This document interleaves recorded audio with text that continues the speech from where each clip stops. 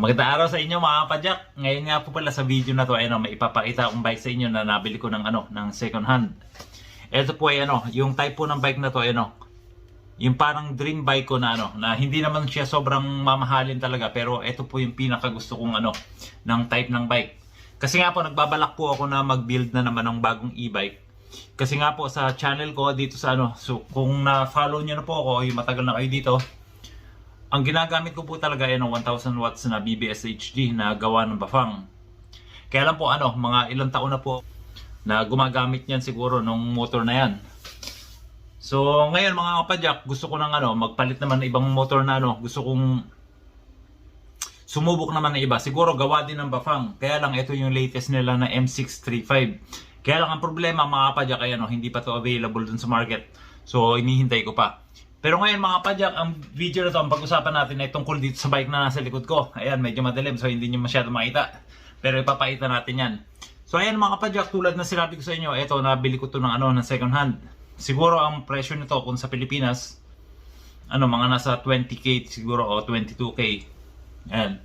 So tingnan nyo mga kapadyak, husgahan nyo kung nakamura ba ako or o mali yung pagpalit ko. Pero o yung pagbili ko. Kasi sa akin mga kapadyak, itong bike na to, tulad sinabi ko sa inyo, yung parang dream bike ko to na na yung pinaka gusto ko talaga ng type ng bike. So ayan mga kapadyak, ipapakita ko sa inyo yung yung lahat ng detail dito sa bike para husgahan nyo na lang kung okay ba.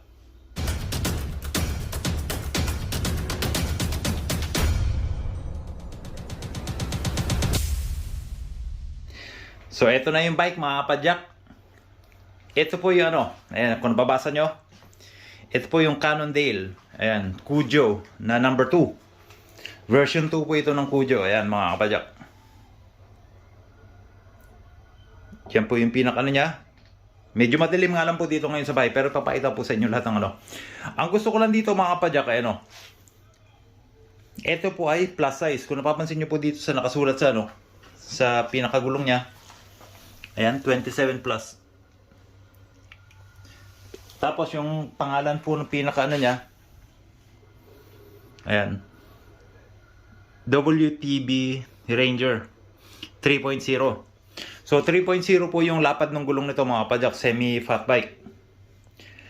Eto mga kapadyak, tulad ng sinabi ko sa inyo, ang pagkakabili ko dito mga nasa around 22k sa pesos. So papakita ko sa inyo lahat ng parts, kasi lahat ng parts dito mga kapadyak puro mga original. Wala po halos na dito, napalitan ng mga parts. Ito po, simulan po natin dito sa sa handlebar. Ito pong handlebar natin, ayan, Cannondale po yung tatak niya. Itong grip, Cannondale. Stem niya, Cannondale din. Kahit yung stem cap, Cannondale. Ayan, pati nga mga spacer.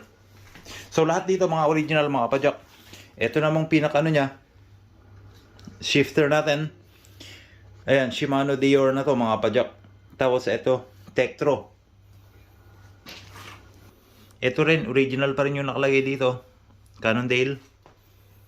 Tapos ito, FSA na na Comet. Ito, battle cage shoulder. Pero ang pinakagusto ko dito mga kapadyak, para sa akin, kaya nga parang tingin ko, murang-mura lang yung pagkakabili ko. Kasi nga itong shocks niya mga kapadyak. And kung napapansin nyo, po to?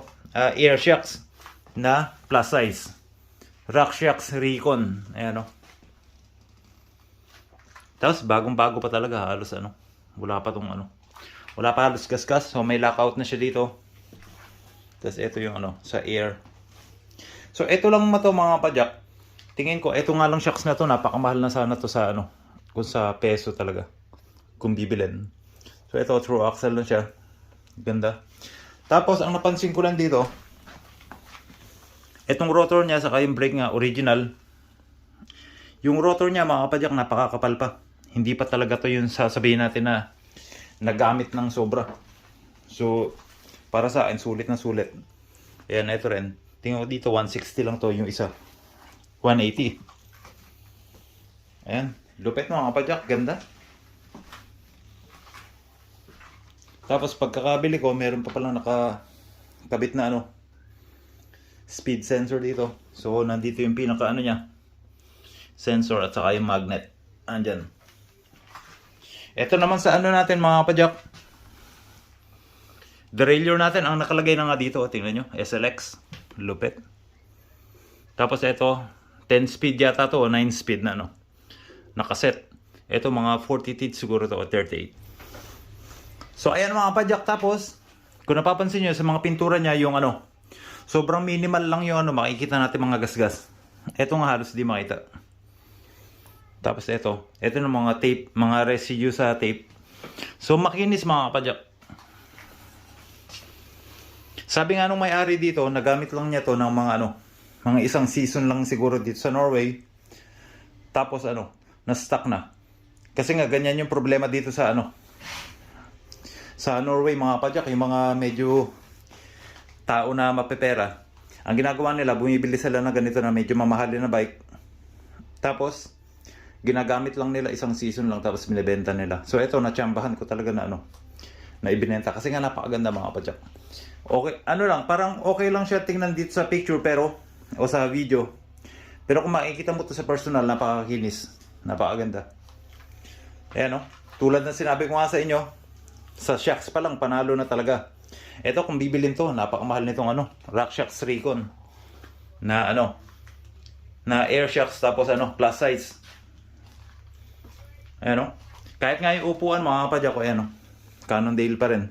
So lahat dito wala talaga siyang pinalitan na ano, original talaga.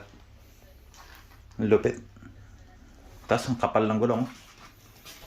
3.0. Putek, parang ano, parang fat bike. Tapos naka-register pa nga to sa ano, para kung ano to, yung halimbawa manakaw, meron akong ano sa insurance. Tapos large nga pala tong ano na to. Yung size niya, taba ng gulong, oh. Lupit. So ayan mga kapadyak, ano, sabihin nyo sa akin kung mura lang ba to na ano, o nakamura ba ako or okay lang. Pero tingin ko talaga nakamura ako dito kasi nga lahat dito ng mga ano, mga parts na nakalagay sa bike, sobrang ano, high quality talaga yan. So ano, ayan oh, lupit. Yan yung gagawin natin na ano, na next project natin sa e-bike. So ayan mga kapadyak, nakita nyo na yung ano, yung mismong bike natin na gagamitin natin sa next build sa ano, sa e-bike. Ayan. So ayan mga kapadyak, ang plano ko talaga dito, yung tulad ng sinabi ko sa inyo kanina, yung M635 na pinakabagong version ng ano, ng Bafang. Kasi nga ano, torque sensor kasi yon.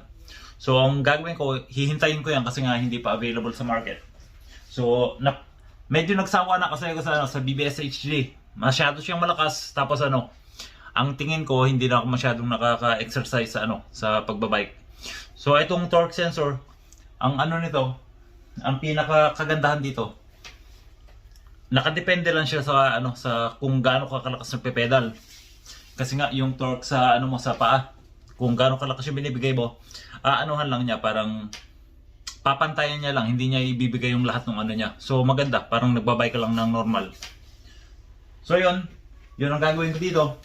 So mga kapadyak, pagka dumating na yung motor at saka yung ano, sa pag-i-install, ayan, papakita natin, video natin yan para makita nyo. Kaya lang siguro medyo ano, mga ilang buwan pa yung aabutin yan. So ayan mga kapadyak, hanggang dito na lang po. Maraming salamat nga po pala sa, ano, sa panunod nyo. Saka po yung tulad sa sinabi ko sa inyo kanina, paki-comment na lang dyan sa mga makakapanood na ano, kung nakamura ba ako dito sa pagbili ko dito sa bike na to. Kasi nga dito sa amin sa Norway, ano, sa Europe, napakamahal bumili ng mga ganitong klaseng bike, mga plus size air shocks, tapos yung mga magaganda yung component, grabe napakamahal na yun dito. Kaya nga para sa akin, tingin ko nakamura talaga ako dito. Ayan. So hanggang dito na lang mga kapadyak, kita-kita na naman tayo sa sa susunod na video.